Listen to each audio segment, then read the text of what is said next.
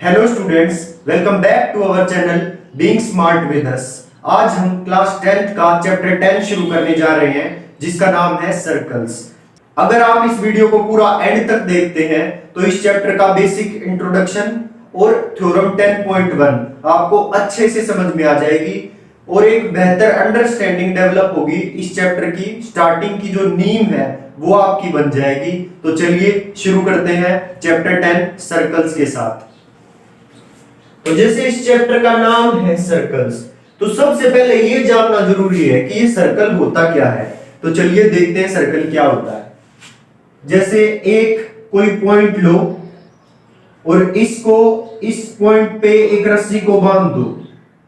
तो जैसे मैंने इस पॉइंट से इस रस्सी को बांध दिया और इसको पूरा खींच दिया आगे तक, और मैं इस पॉइंट को यहीं फिक्स कर दूं और इस रस्सी को ऐसे घुमा दूं, तो जो गोल कर्व बनेगी, ये जो पॉइंट मिलेगा, जब ये रस्सी यहां पे आएगी तो ये पॉइंट मिलेगा, ये यहां पे आएगी तो ये पॉइंट मिलेगा। ऐसे हमको ये पॉइंट्स मिलते जाएंगे।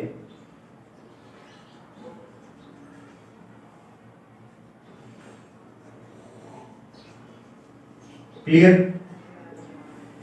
जैसे जैसे ये रस्सी ऐसे घुमाते जाएंगे, हम यहां पे तो फिक्स कर दिया और इसको जब हम ऐसे घुमाते जाएंगे तो मेरे को ये पॉइंट्स मिलेंगे ना।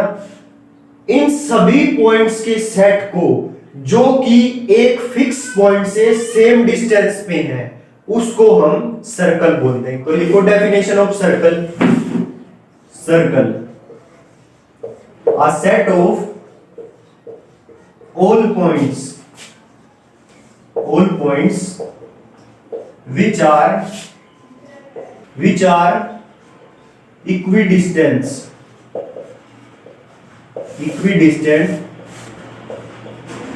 from one fixed point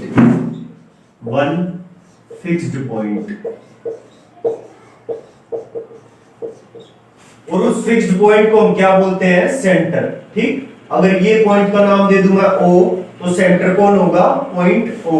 So a set of all points which are equidistant from one fixed point is called circle.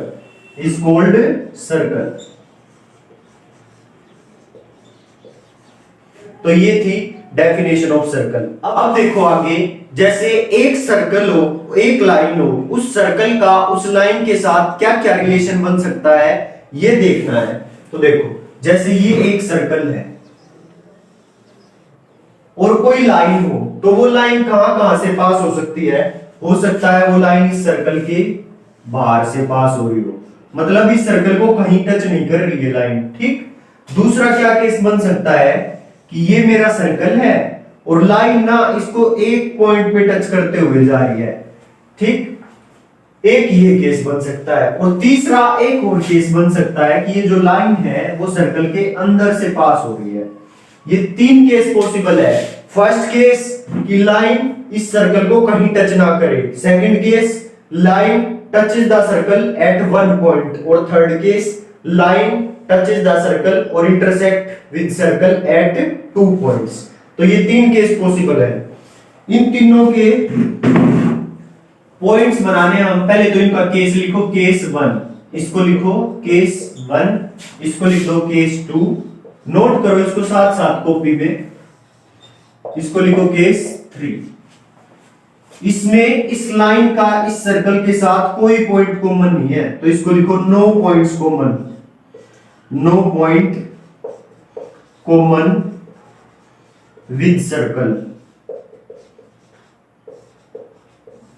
तो इस लाइन को बोलेंगे नॉन इंटरसेक्टिंग लाइन, क्योंकि सर्कल के साथ कहीं इंटरसेक्ट नहीं कर रही, तो इसको क्या बोलेंगे? Non intersecting line. अब आगे देखो, ये एक लाइन है, इस सर्कल के साथ इसके कितने पॉइंट कॉमन है? 1 पॉइंट कॉमन, तो इसमें लिखो 1 पॉइंट कॉमन।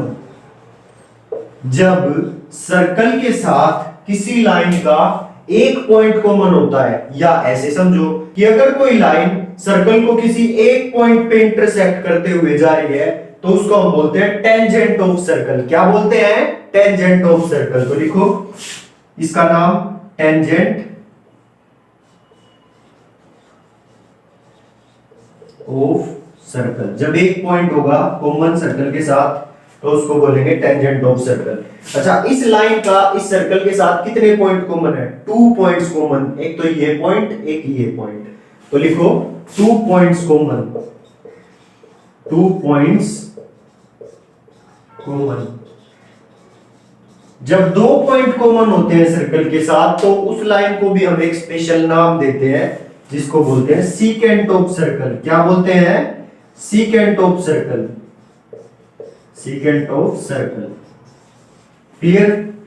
तो ये 3 केसेस थे, तो इसको नोट कर लीजिए कॉपी में। नोट जरूर करना, सिर्फ देखना नहीं है, साथ साथ कॉपी पेन लेके इसको नोट करना है। आपको साथ साथ समझ आता जाएगा और याद भी होता जाएगा। अगर ऐसे ही बैठे बैठे देखते रहोगे तो सब भूल जाओगे। तो चलिए आगे, पहले डेफिनेशन लिखो टेंजेंट ऑफ सर्कल की। Tangent of circle is a line. Tangent of circle is a line which has one point common with circle.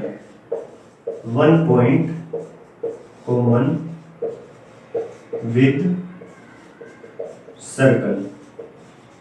Clear?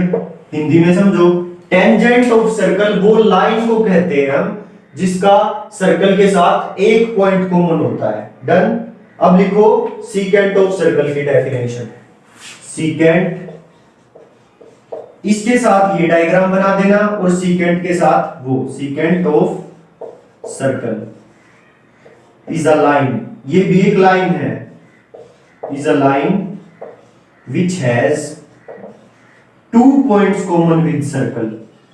2 points common with circle. अब आप पूछोगे सर क्या सिर्फ यही लाइन टेंजेंट है? क्या मैं इस लाइन को ऐसे बना दूं और ये इसका भी 1 पॉइंट कॉमन है सर्कल के साथ, तो क्या ये भी टेंजेंट होगी? हाँ, ये भी टेंजेंट होगी। क्यों? क्योंकि डेफिनेशन क्या बोलती है? सर्कल के साथ अगर किसी लाइन का एक पॉइंट कॉमन है तो वो टेंजेंट होगी, नहीं है तो नहीं होगी। ये भी टेंजेंट है क्योंकि इसका भी सर्कल के साथ एक पॉइंट कॉमन है। ये भी टेंजेंट है क्योंकि इसका भी सर्कल के साथ एक पॉइंट कॉमन है। ये भी टेंजेंट है क्योंकि इसका भी सर्कल के साथ एक पॉइंट कॉमन है।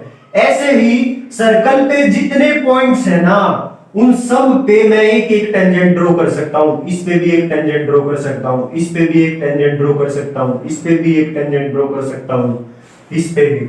अच्छा, सर्कल पे पॉइंट्स कितने हैं? ये सारे पॉइंट जिनसे सर्कल बना हुआ है, ये पॉइंट्स टोटल कितने हैं हमें नहीं पता। इनफाइनाइट नंबर ऑफ पॉइंट्स है, तो जितने पॉइंट्स है उतने टेंजेंट में ड्रॉ कर सकता हूं। तो कितने टेंजेंट ड्रॉ कर सकता हूं मैं सर्कल पे? Infinite number of tangent draw कर सकता हूं। ठीक, तो अगर कोई पूछ ले बताओ how many tangents are possible on a circle, तो क्या बोलेंगे? Infinite number of tangents are possible. क्यों? क्योंकि जितने पॉइंट्स है उन सब पे हम एक पॉइंट का एक टेंजेंट बना सकते हैं और पॉइंट से इनफाइनाइट, तो टेंजेंट भी इनफाइनाइट बन सकते हैं। क्लियर? अब आ जाओ सीकेंट पे। सीकेंट वो लाइन है जिसके सर्कल के साथ 2 पॉइंट कॉमन होते हैं। तो जरूरी नहीं है सिर्फ यही लाइन सीकेंट है, ये लाइन भी सीकेंट है क्योंकि इसके भी 2 पॉइंट कॉमन है सर्कल के साथ। ये लाइन भी सीकेंट है, इसके भी 2 पॉइंट कॉमन है। अब फिर से आप पूछोगे कि सर क्या सिर्फ ये स्ट्रेट लाइन वर्टिकल लाइन ही हो सकती है सीकेंट? क्या मैं सीकेंट ऐसे नहीं बना सकता? बना सकते हो, क्यों नहीं बना सकते? बस कंडीशन ये है कि सर्कल के साथ 2 पॉइंट कॉमन होने चाहिए तो सीकेंट हो जाएगा, अगर नहीं है तो नहीं होगा। क्लियर? नेक्स्ट लिखो note, tangent to a circle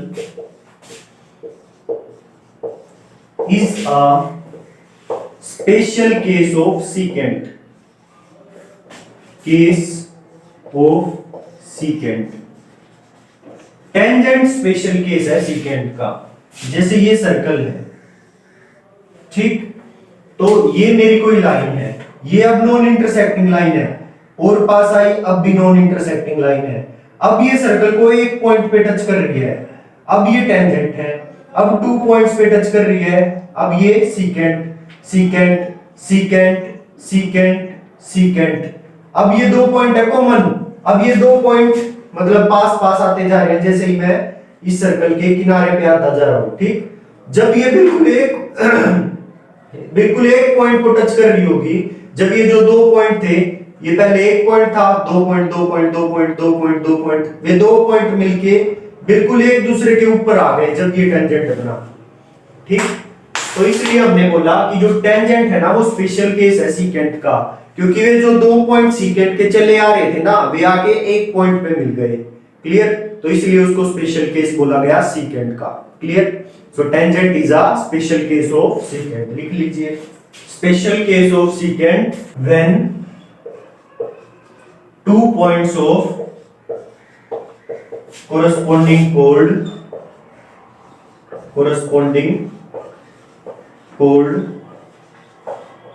coincides, मतलब ये जो दो पॉइंट थे इस कोड के या सीकेंट के, ये जब आपस में इधर आते आते आते आते यहाँ पे दोनों पॉइंट एक ही पॉइंट पे आ जाते हैं, तो जब टेंजेंट बनता है, तो ये स्पेशल केस हुआ सीकेंट का। नेक्स्ट नोट लिखो, the common point, note the common point of tangent with circle is called point of contact। उसको हम क्या बोलते हैं? point of is called point of contact। जैसे ये सर्कल है और ये टेंजेंट हुआ इसका, क्योंकि ये एक पॉइंट कॉमन है इनका, तो इस पॉइंट को हम बोलते हैं पॉइंट ऑफ कांटेक्ट, जहां पे सर्कल और टेंजेंट मिल रहे हैं, क्लियर। अब आगे देखिए, जैसे ये सर्कल है और इसका कोई सीकेंट है, जैसे मैंने सीकेंट बना दिया ये, इस सीकेंट के मैक्सिमम कितने टेंजेंट पैरेलल हो सकते हैं? देखो, इस लाइन के पैरेलल और टेंजेंट भी होना चाहिए। सीकेंट के मैक्सिमम कितने पैरेलल टेंजेंट्स हो सकते हैं? तो एक तो ये हो सकता है, यहाँ पे ये लाइन इसके पैरेलल भी है और टेंजेंट भी है, और एक लाइन इस तरफ बन सकती है जो कि टेंजेंट भी होगी और इसके पैरेलल भी होगी। इनके अलावा कोई लाइन नहीं हो सकती जो इस सीकेंट के पैरेलल भी हो और टेंजेंट भी हो। तो इन सीकेंट के मैक्सिमम 2 पैरेलल टेंजेंट बन सकते हैं, तो इनको लिख भी सकते हो आप नोट करके, note there cannot be more than 2 parallel tangents of a secant, ठीक, क्लियर। देखो, अगर आप थोड़ा सा भी इसको टिल्ट कर देते हो तो वो पैरेलल नहीं रहेगा, और अगर इस लाइन को आगे लेके आते हो तो पैरेलल तो होगी वो लाइन, पर फिर वो टेंजेंट नहीं रहेगी, तो इधर सिर्फ एक ही बन सकता है। वही केस इसके साथ है, जब हम इसको अंदर ले आएंगे तो वो लाइन पैरेलल तो होगी पर वो फिर टेंजेंट नहीं रहेगी, और उधर ले जाते हैं तो फिर टेंजेंट नहीं रहेगी। तो इसलिए सिर्फ 2 टेंजेंट पॉसिबल है, जो कि पैरेलल भी हो किसी सीकेंट के और टेंजेंट भी हो, क्लियर। अब आगे देखो, अब नेक्स्ट देखिए theorem 10.1, the tangent at any point of a circle is perpendicular to the radius at through the point of contact। ये थ्योरम है हमारी, इसको प्रूव करना है। अब इस थ्योरम को डायग्राम के थ्रू समझो। ये मेरा कोई सर्कल है, ठीक। The tangent at any point of a circle के किसी भी पॉइंट पे एक टेंजेंट बना हुआ है, सपोज ये बना हुआ है, क्लियर। इस टेंजेंट का नाम दे दो ए बी। आगे, इस परपेंडिकुलर टू द रेडियस, ये रेडियस के परपेंडिकुलर होगा थ्रू पॉइंट ऑफ कांटेक्ट, जो कि पॉइंट ऑफ कांटेक्ट पे, ये पॉइंट ऑफ कांटेक्ट। तो ये प्रूव करना है कि ये जो रेडियस है, ये टेंजेंट इसके परपेंडिकुलर होगा, क्लियर। तो सबसे पहले लिखो given a circle with center O, and tangent and AB is tangent to circle, is tangent to circle. ठीक, और इस पॉइंट ऑफ कांटेक्ट को नाम दे दो R। प्रूफ क्या करना है हमें? To prove AB is perpendicular to OR, ये प्रूव करना है। अब एक बात इस थ्योरम को प्रूव करने से पहले कि अगर कोई चीज या कोई पॉइंट या कोई लाइन, ये पॉइंट से ये लाइन बनी हुई है, ठीक, अगर ये इसके परपेंडिकुलर है तो ये जो डिस्टेंस होगी वो स्मॉलेस्ट डिस्टेंस होगी अगर परपेंडिकुलर है तो। ठीक, परपेंडिकुलर है तो ये डिस्टेंस शॉर्टेस्ट डिस्टेंस होगी। और अब इसका उल्टा कि अगर ये डिस्टेंस शॉर्टेस्ट है तो ये लाइन इसके परपेंडिकुलर होगी। दोनों तरफ शॉर्टेस्ट है तो परपेंडिकुलर होगी, अगर ये परपेंडिकुलर है इसके तो ये डिस्टेंस इसके शॉर्टेस्ट डिस्टेंस होगी। क्लियर? जैसे आप देख लो, रियल लाइफ एग्जांपल भी लो कि जैसे मैं खड़ा हूं इस बोर्ड से इतना दूर, मेरी डिस्टेंस क्या है? ये मेरी डिस्टेंस नहीं है इस बोर्ड से, मेरी डिस्टेंस ये है इस बोर्ड से, और ये डिस्टेंस परपेंडिकुलर भी होगी इस बोर्ड से। क्लियर? तो इसको मुझे ये प्रूव करना है, ये परपेंडिकुलर है इसके, तो मैं इस डिस्टेंस को शॉर्टेस्ट प्रूव कर दूंगा। तो क्या प्रूव कर दूंगा? We have to prove that OR is shortest distance to AB। Clear? तो अब देखो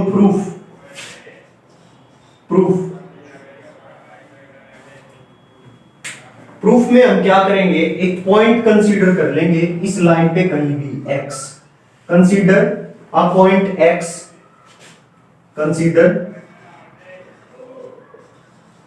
a point x on line AB। Line AB पे पॉइंट x कंसीडर कर लिया और फिर क्या किया, ज्वाइन कर दो OX को, ज्वाइन OX, इस OX को ज्वाइन कर दिया। तो जो पॉइंट है, जिस पॉइंट पे ये OX सर्कल को इंटरसेक्ट कर रही है, उस पॉइंट को मैंने नाम दे दिया P। क्या नाम दे दिया? P। Let line OX is intersecting the circle at point P। ये जो OX है ना, वो सर्कल को P पॉइंट पे कट कर रही है। क्लियर? अब ये देख के मेरे को एक बात बताओ आप कि ये जो OX लाइन होगी, OX और OP, कौन सी इनमें बड़ी होगी, कौन छोटी होगी? देखो OP तो है यहीं तक और OX है पूरी यहां तक, तो OP छोटी होगी ना OX से, तो लिख दो OP is less than OX। Clear? अब मेरे को ये बताओ, जो OP है वो रेडियस है या नहीं है, और OR भी रेडियस है, तो ये और ये दोनों इक्वल होगी, OP is equal to OR होगी। तो OP की जगह मैं OR लिख दूं, लो OP is equal to OR, OP की जगह OR लिख दिया। तो अगर OP OX से छोटा है और OP OR के इक्वल है, तो OR भी तो OX से छोटा होगा। क्यों? क्योंकि OP is equal to OR है। इतना समझ आया? अब इस पॉइंट को मैंने यहां लिया, इस पॉइंट को मैं यहां छोड़ के और कहीं भी ले लूं, सबका यही हाल होगा कि जो OR है, देखो OR छोटी आ गई ना OX से, अब मैं इस OX को यहां ले लेता तो भी सेम ऐसे ही कहता, इसको यहां पे एक पॉइंट इंटरसेक्ट कर रहा है, तो OP OX से छोटा होगा और OP और OR इक्वल है, तो OR छोटा हो गया OX से। अगर मैं X को यहां ले लेता तो इस लाइन को ड्रॉ करता, फिर से यहाँ पे कोई पॉइंट आ जाता P, मैं बोलता कि OP छोटा है OX से और OP और OR दोनों इक्वल है, तो OR छोटा होगा OX से। तो हर केस में इस पॉइंट X को मैं कहीं भी ले लूं इस लाइन पे, सब में ये आएगा कि OR जो है वो शॉर्टेस्ट डिस्टेंस है यहां से लेके यहां तक की। ठीक, this implies same will be the case of all points on line AB। Line AB पे बाकी के जितने भी पॉइंट्स होंगे सबका यही हाल होगा, सब में यही आएगा कि OR OX से छोटा है। इस x को कहीं पे भी ले लो, क्लियर। इंप्लाइज इससे क्या आ गया, ओ आर स्मॉलेस्ट डिस्टेंस है, O R is the smallest distance या shortest distance, O R is the shortest distance to A B, और शॉर्टेस्ट डिस्टेंस है implies A B is perpendicular to O R. क्यों? Because O R is shortest distance.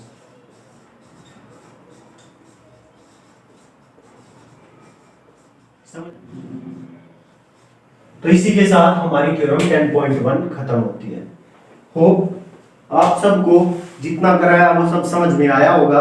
अगर समझ में ना आया हो तो प्लीज एक बार इस वीडियो को दोबारा रिपीट करके देखिए, दोबारा सुनिए ध्यान से, और साथ साथ खुद भी करके देखिए। जैसे आपने इस पूरी वीडियो को देख लिया, सारा सुन लिया, अब बिना देखे एक बार खुद ट्राई कीजिए करने की थ्योरम को, क्लियर। तो आपको ये थ्योरम याद हो जाएगी और समझ में भी अच्छे से आ जाएगी। अगर फिर भी आपको कोई डाउट रहता है तो आप मुझसे कमेंट सेक्शन में पूछ सकते हैं। तो ये थी हमारी आज की क्लास। अगर आपको इस वीडियो से कुछ हेल्प मिली हो तो प्लीज इस वीडियो को शेयर करें, लाइक करें और कमेंट भी जरूर करें। और अगर आपने अब तक हमारे चैनल को सब्सक्राइब ना किया हो तो चैनल को भी सब्सक्राइब करें। So thank you. For more updates, subscribe to our channel.